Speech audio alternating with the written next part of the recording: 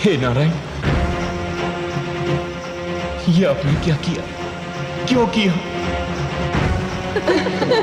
चौथी बार प्रयत्न मत करना। आपका सुंदर मुखड़ा 3-3 बार देखकर हम लोग तो धन्य हो गए। मैं देख रहा हूं मेरी इकलौती पुत्री के स्वयंवर में भाग लेने के लिए मानव, दानव, देव, यक्ष, गंधर्व ही नहीं, वानरराज भी पधारे हैं।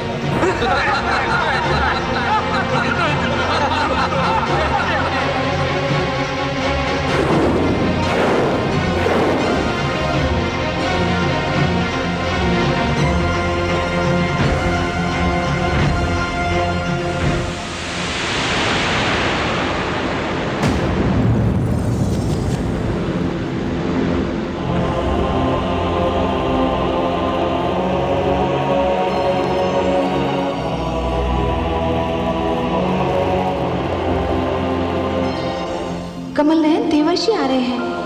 ज्वालामुखी फटने ही वाला है। बहुत क्रोधित दिखाई दे रहे हैं।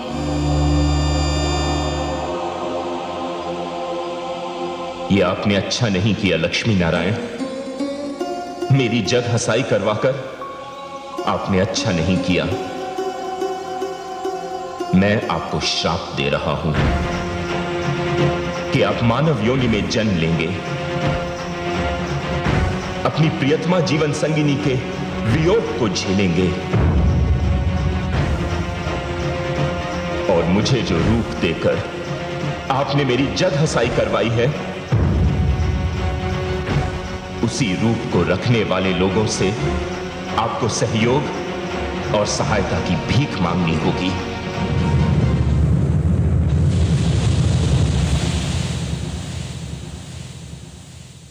हे लक्ष्मी नारायण, मुझे आज बहुत दुख है। मेरे मन में अत्यंत पीड़ा है। यदि आपको स्वयं विश्वमोहिनी से विवाह करना था तो आपने मुझे प्रोत्साहित ही क्यों किया? मुझे स्वयंवर में भाग लेने के लिए उकसाया ही क्यों?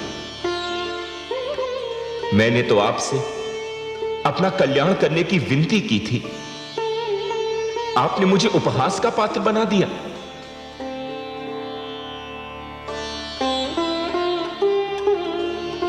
माते, माते आप कुछ कह क्यों नहीं रही हैं? अपने पुत्र के अपमान पर आप कुछ बोल क्यों नहीं रही हैं माते? हे कमल नयन, देवर्षि के प्रश्नों का उत्तर दीजिए। मुझसे इनका दुख देखा नहीं जाता। ये मुझे अत्यंत प्रिय है। देवर्षि, आपने 2 प्रश्नों का उत्तर चाहा है। पहला यह कि मैंने आपको विश्वमोहिनी के स्वयंवर में भाग लेने के लिए प्रोत्साहित क्यों किया, और दूसरा ये कि आपको वानर रूप देकर मैंने आपका उपहास क्यों करवाया। हां नारायण, और मुझे अपने इन 2 प्रश्नों का उत्तर यहीं और अभी चाहिए। निस्संदेह देवर्षि, जहां तक आपको स्वयंवर में भाग लेने के लिए प्रोत्साहित करने का संबंध है, तो मैं आप पर यह सत्य प्रकट करना चाहता था देवर्षि कि आपकी उस घोषणा के उपरांत भी कि आपने काम को जीत लिया है, आप काम को जीत नहीं पाए। देवर्षि, यदि आपने काम को जीत लिया होता तो विश्वमोहिनी को देखने के उपरांत आप उस पर आसक्त न हुए होते, अपना आपा न खो बैठते। हे देवर्षि, धरती पर जो कुछ हुआ वो तो केवल मेरी लीला थी। सर्वत्र माया का खेल था। लीला थी, खेल था, माया थी? मैं समझा नहीं नारायण। हाँ देवर्षि, वेदवती आपके नारायण की भक्त थी। इन्हें पाना चाहती थी, परंतु रावण की दुष्टता के कारण उसके जीवन का अंत हुआ। तब उसने विश्वमोहिनी बनकर अपने आराध्य विष्णु को पा लिया। हाँ देवर्षि, देवर्षि नीचे देखिए, जहां आपको शील नगरी दिखाई दी थी, राजा शील का भवन दिखाई दिया था, विश्वमोहिनी का स्वयंवर मंडप दिखाई दे रहा था। अब वहां क्या है?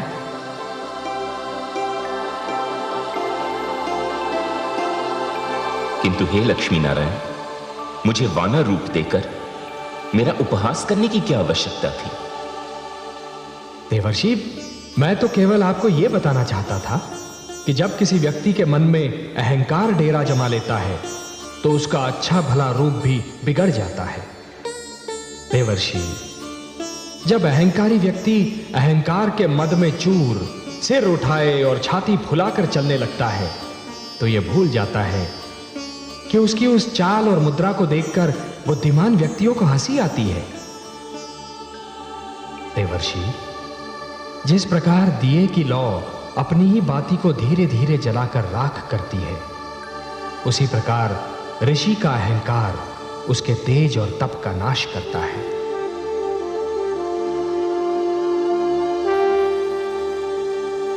हे ब्रह्मापुत्र, मैं आपके तेज और तप को अहंकार की अग्नि से बचाना चाहता था।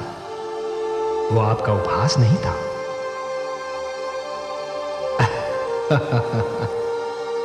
देवर्षि, मैं जानता हूं कि आपके मन से अब अहंकार निकल चुका है।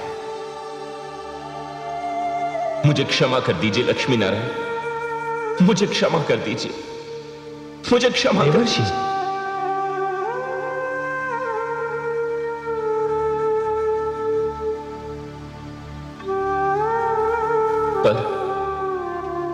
पर यह तो बहुत बुरा हुआ। देवर्षि, क्या बुरा हुआ? माते, मैंने अपने उपहास के आवेश में आकर नारायण को मानव योनि में जन्म लेने, पत्नी के वियोग को झेलने और वानरों से सहायता लेने का श्राप दे दिया। अब मैं क्या करूं? अब मैं क्या करूं नारायण?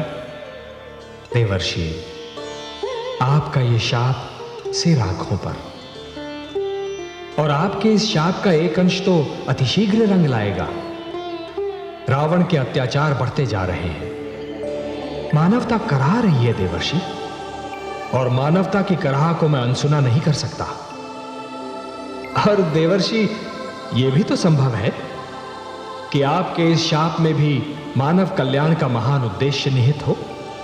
देवर्षि के शाप से मैं भी तो मुक्त नहीं हूं कमल नयन। महादेवी, हम दोनों को धरती पर जाना होगा।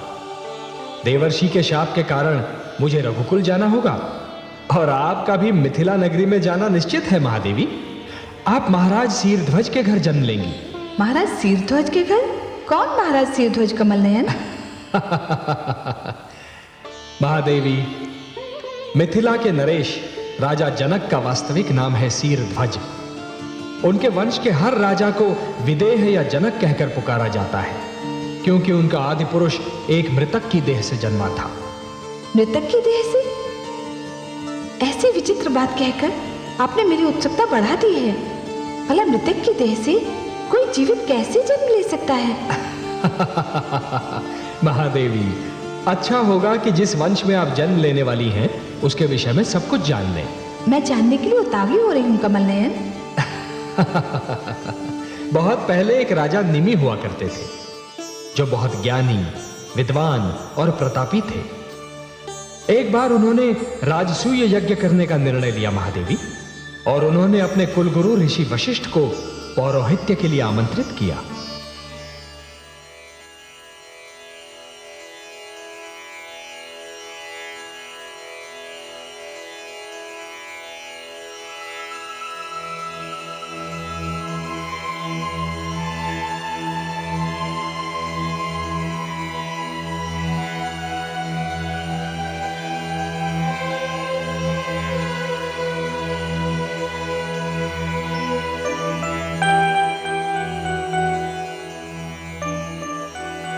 प्रणाम ऋषिवर।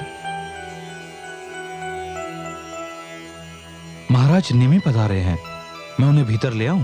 नहीं, मैं स्वयं उनका स्वागत करूंगा।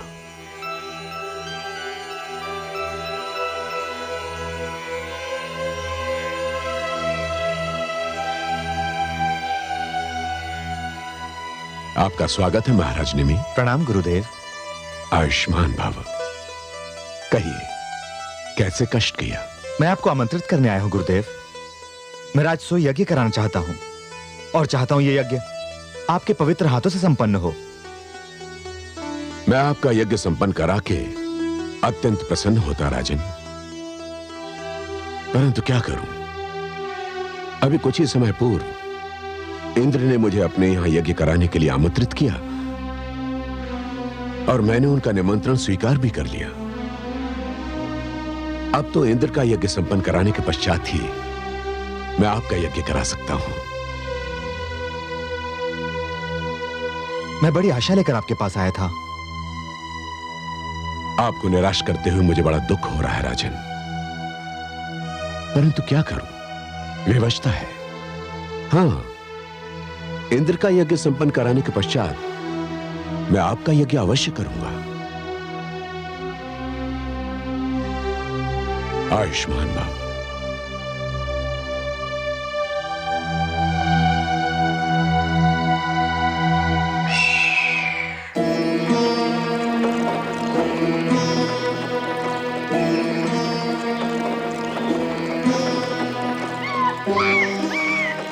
क्या करूं?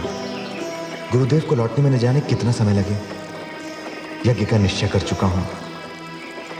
ऋषि गौतम के पास जाकर विनती करता हूं, वे अवश्य मेरा निमंत्रण स्वीकार कर लेंगे। अच्छा होता कि चलते चलते ऋषि वशिष्ठ से कह देता कि मैं ऋषि गौतम से यज्ञ करवा लूंगा।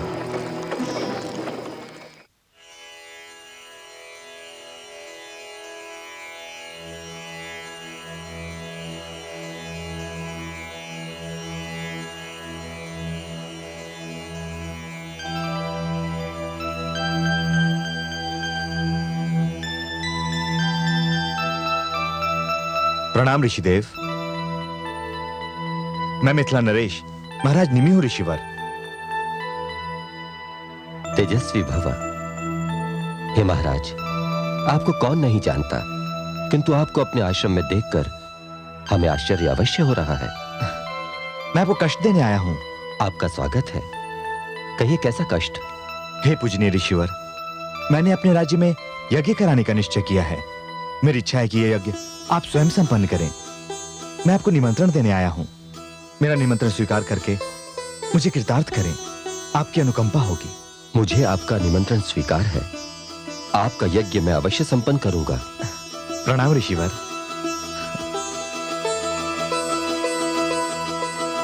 ओम भूर्भुवः स्वः तत्सवितुर्वरेण्यं भर्गो देवस्य धीमहि धियो यो न प्रचोदयात्। स्वाहा। ओम भूर्भुवः स्वः तत्सवितुर्वरेण्यं भर्गो देवस्य धीमहि धियो यो न प्रचोदयात्। स्वाहा। ओम भूर्भुवः स्वः तत्सवितुर्वरेण्यं भर्गो देवस्य धीमहि धियो यो न प्रचोदयात्। स्वाहा। स्वाहा। ओम भूर्भुवः स्वः तत्सवितुर्वरेण्यं भर्गो देवस्य धीमहि धियो यो न प्रचोदयात्। स्वाहा। स्वाहा। ओम भूर्भुवः स्वः तत्सवितुर्वरेण्यं भर्गो देवस्य धीमहि धियो यो न प्रचोदयात्। स्वाहा। स्वाहा।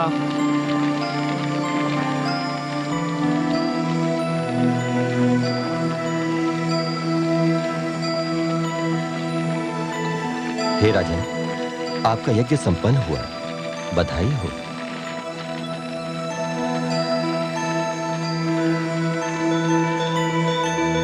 आइए ऋषिवर, आइए।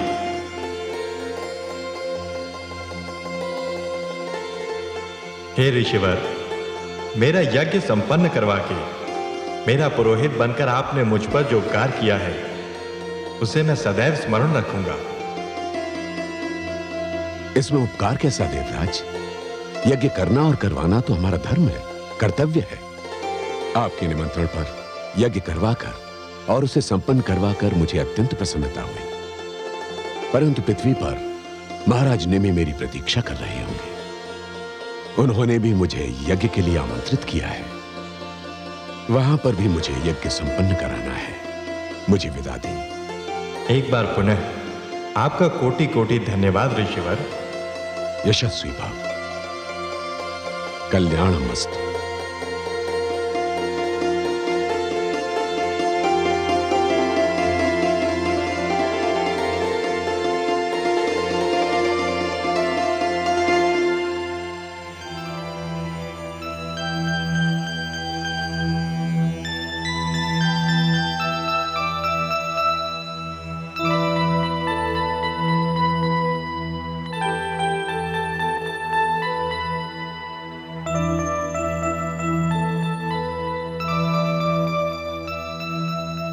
प्रणाम ऋषिवर।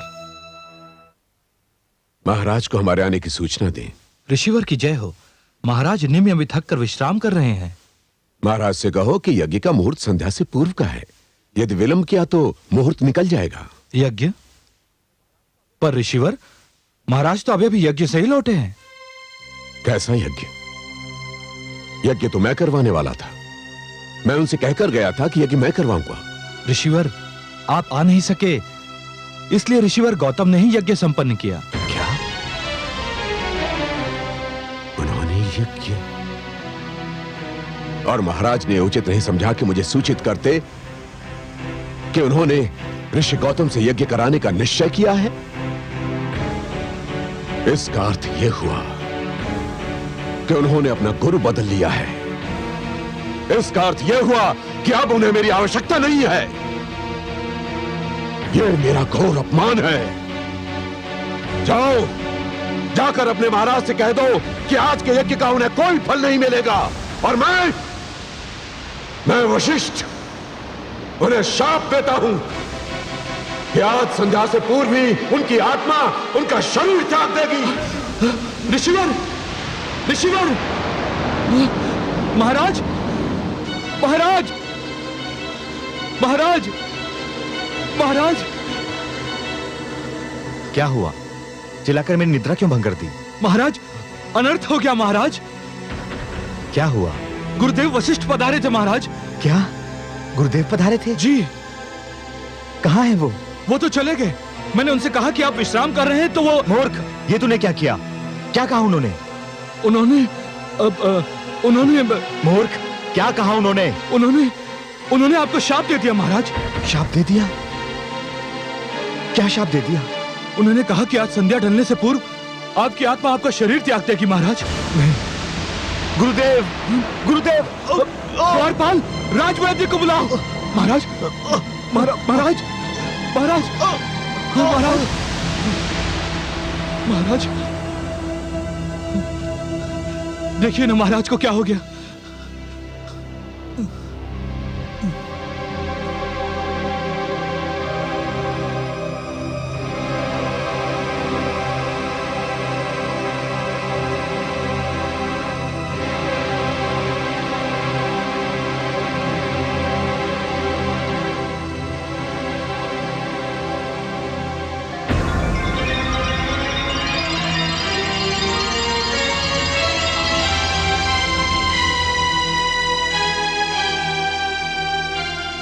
महाराज निमि परलोक सिधार गए।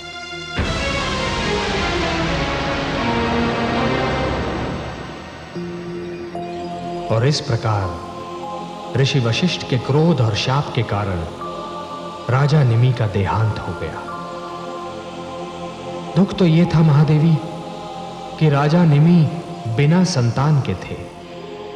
उनके उपरांत उनके कुल का अंत निश्चित था।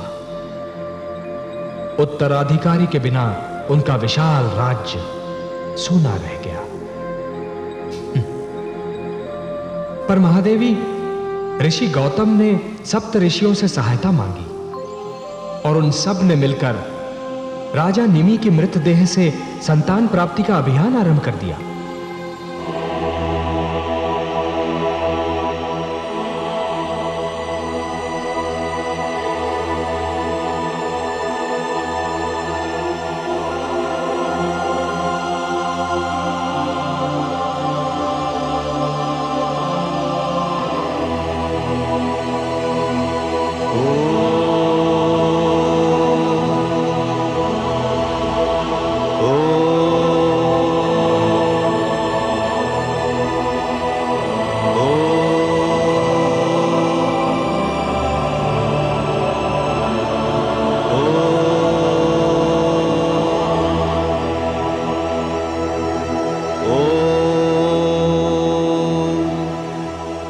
प्रस्तुत किया जाए।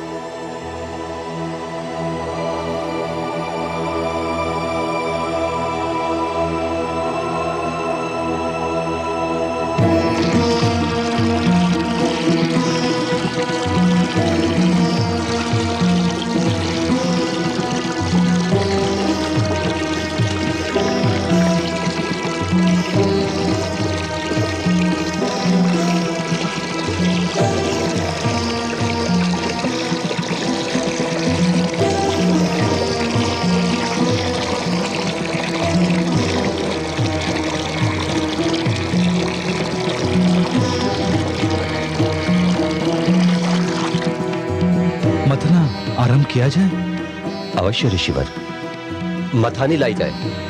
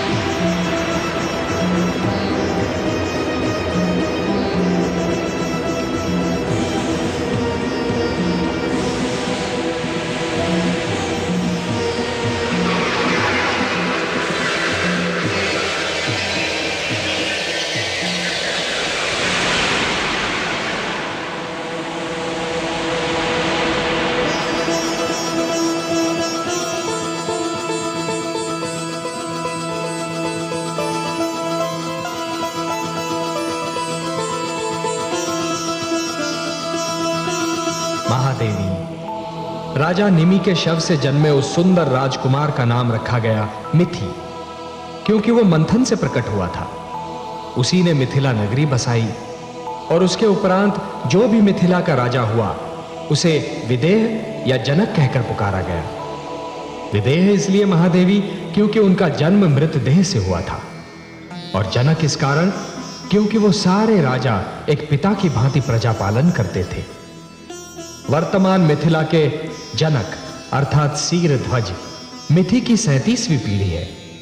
अब वही आपके पिता होंगे महादेवी, और आप उनकी पुत्री जानकी कहलाएंगी। हे कमल नयन, मुझे कब जाना होगा? अभी विलंब है महादेवी, और धरती पर तो हम दोनों को जाना होगा, जिसका एक कारण तो है देवर्षि का शाप और दूसरा कारण है रावण के अत्याचार। और मुझे प्रतीक्षा है रावण के पाप की गागर भर जाने की।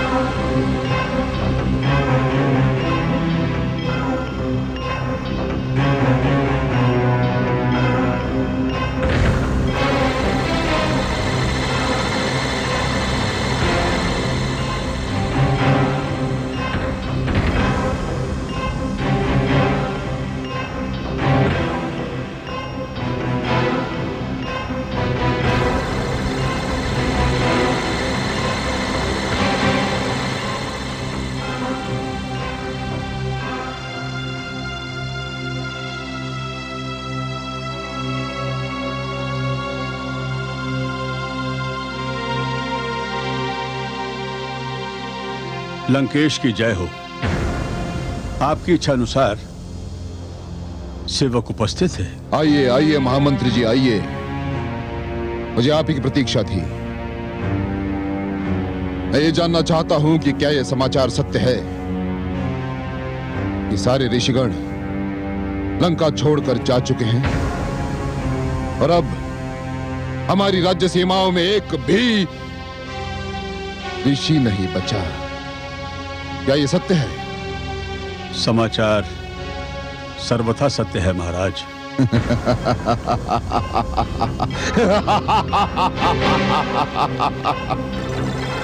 हम प्रसन्न हुए महामंत्री जी, अति प्रसन्न। इसका अर्थ यह हुआ कि अब हमारी राज्य सीमाओं में उस छलिए का कोई नाम लेवा नहीं रहा जिसे ऋषि, पालनहार, नारायण और न जाने क्या क्या कहकर पुकारते हैं।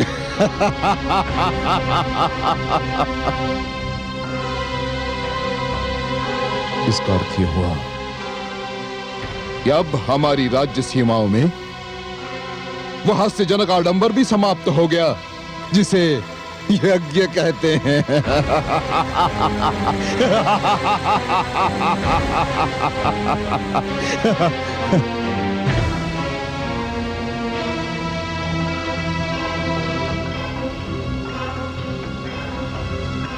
आप चुप क्यों हैं महामंत्री जी? इसलिए कि यह समाचार सर्वथा सत्य नहीं है। इसमें संशय नहीं है महाराज कि ऋषिगण लंकेश की राज सीमाओं से दूर चले गए हैं, किंतु यज्ञ चलित अवस्था में है, इस समय भी हो रहा है।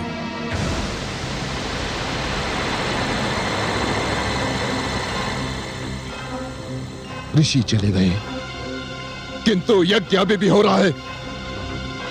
मुझे ये परस्पर विरोधी सूचनाएं क्यों दी जा रही है महामंत्री जी? मुझे बताएं कि कौन है वो जो हमारे राज्य में यज्ञ कर रहा है? आप बार बार चुप क्यों हो जाते हैं? मुझे बताएं कि कौन है वो। मैं उसके शरीर से रक्त की एक एक बूंद निचोड़ लूंगा। मुझे बताएं कि कौन है वो। मुझ में उसके नाम की घोषणा करने का साहस नहीं है महाराज। क्यों? क्योंकि उसका आपके साथ रक्त का संबंध है महाराज। पहेलियां ना बुझाए महामंत्री जी। अब मुझे बताएं कि कौन है वो।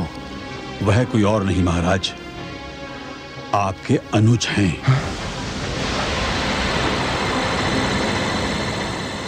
क्या कहा आपने? मेरा अनुज? मेरा विभीषण, जिसे मैंने अपना अनुज नहीं सदैव अपना पुत्र समझा। नहीं नहीं नहीं नहीं महामंत्री जी, यह नहीं हो सकता। मुझे विश्वास नहीं हो रहा। विभीषण ऐसा कोई कार्य नहीं करेगा जो रावण की इच्छा के विरुद्ध हो। वो ऐसा नहीं कर सकता, वो ऐसा नहीं कर सकता महामंत्री जी। और यही सर्वथा सत्य है महाराज।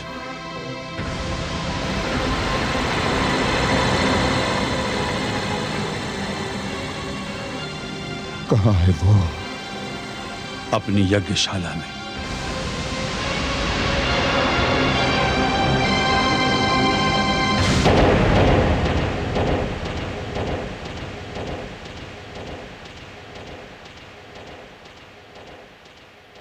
ओम भूर्भुवः स्वः तत्सवितुर्वरेण्यं भर्गो देवस्य धीमहि धियो यो नः प्रचोदयात्। स्वाहा।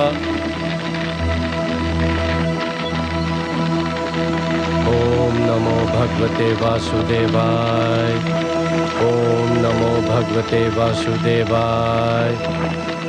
ओम नमो भगवते वासुदेवाय।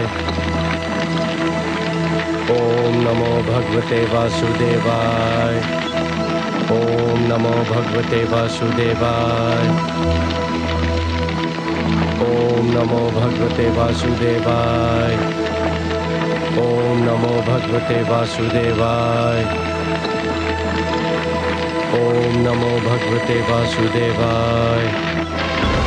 ओम नमो भगवते वासुदेवाय। ओम नमो भगवते वासुदेवाय। ओम नमो भगवते वासुदेवाय। ओम नमो भगवते वासुदेवाय। ओम नमो भगवते वासुदेवाय। ओम नमो भगवते वासुदेवाय। ओम नमो भगवते वासुदेवाय। ओम नमो भगवते वासुदेवाय। ओम नमो भगवते वासुदेवाय।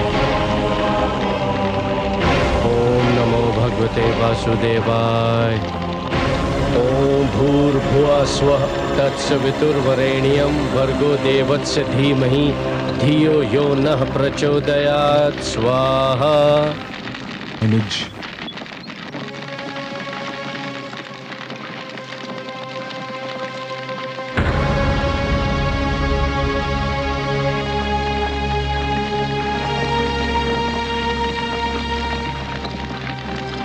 प्रणाम भ्राताश्री।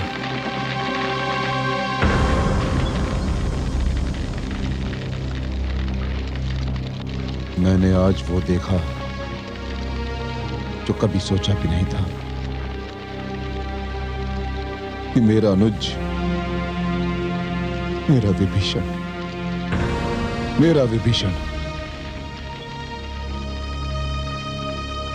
जो जानता है कि मैं विष्णु से कितनी घृणा करता हूं, जो जानता है कि मुझे विष्णु के यज्ञ से कितना बैर है, वो विभीषण विष्णु का यज्ञ कर रहा है, वो भी रात के अंधेरे में सबसे छिपकर। क्यों? भ्राताश्री, मैं तो ये सब दिन के उजाले में सबके सामने इसलिए नहीं करता कि कहीं प्रजा ये न समझे कि लंकापति के घर में ही उनके आदेश की अवहेलना हो रही है। तो ये नहीं हो रही? क्या ये सत्य नहीं कि मेरा अनुज मेरे पिता के रक्त का भागीदार मेरा आदेश ठुकरा रहा है? मुझे आज ज्ञात हुआ कि मैं जिस अनुज से पुत्र की भांति स्नेह रखता था, उसके मन में मेरे लिए कोई आदर नहीं, कोई स्नेह नहीं। नहीं भ्राताश्री, ऐसा न कहें। आप भली भांति जानते हैं कि मैं आपको पिता समान समझता हूं। आप जब चाहे मेरे स्नेह की परीक्षा ले सकते हैं। जब चाहे क्यों विभीषण? मैं आज, अभी और इस क्षण तुम्हारी परीक्षा लूंगा। मैं देखूंगा कि तुम्हारे मन में मेरे लिए कितना आदर है, कितना स्नेह है। कहो, स्वीकार है तुम्हें? आज्ञा दीजिए भ्राताश्री। तो मुझे वचन दो कि आज से, इस क्षण से तुम यज्ञ करना छोड़ दोगे। मैं वचन देता हूं भ्राताश्री, किंतु आज्ञा हो तो एक बात पूछूं? पूछो, अवश्य पूछो। भ्राताश्री, जब हम दोनों छोटे छोटे बालक थे तो पिताश्री आपसे यज्ञ में जाने के लिए कहते थे और माताश्री आपको जाने से रोक देती थी। तो आप स्वयं मुझसे कहते थे कि आपके स्थान पर मैं जाऊं, यज्ञ में भाग लूं, और आज आप। उस समय की बात कुछ और थी विभीषण, क्योंकि उस समय मुझे ज्ञात नहीं था कि विष्णु में कितने दोष हैं, विष्णु यज्ञ में कितने दोष हैं, क्योंकि उस समय मैं बालक था, छोटा था। किंतु अब मैं सब कुछ जान चुका हूं, सब कुछ जान चुका हूं मैं। क्या जान चुके हैं आप भ्राताश्री? यही कि विष्णु कितना कपटी है, कितना धूर्त है, कितना दुष्ट है। हे ईश्वर,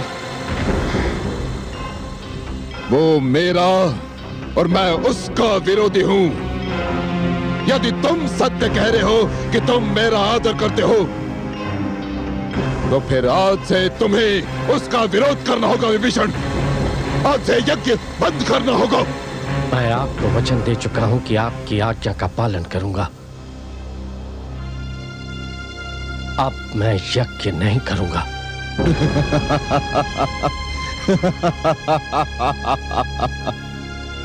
विभीषण, मेरे अनुज, मैं प्रसन्न हूं, अति प्रसन्न। तुम वास्तव में मुझसे स्नेह करते हो।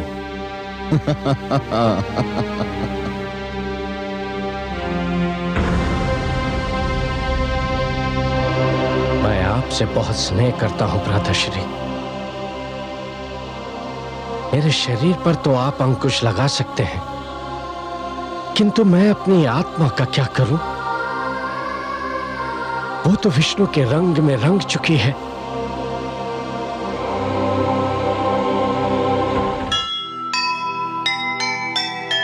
रावण था पंडित बड़ा, रावण था विद्वान, महिमा से वह यज्ञ की फिर भी था अनजान। विनय विभीषण में भरा, रावण में अभिमान। भक्त विभीषण के हृदय बसे रहे भगवान, बसे रहे भगवान। जो सुनेगा ये पुराण पाएगा सुख और ज्ञान, पाएगा सुख और ज्ञान। कर्म को ही धर्म जान, प्रेम की तू छेड़तान, प्रेम की तू छेड़तान। बीते युग बता रहे हैं, बीते युग बता रहे हैं, सत्य पथ पे चल सुजान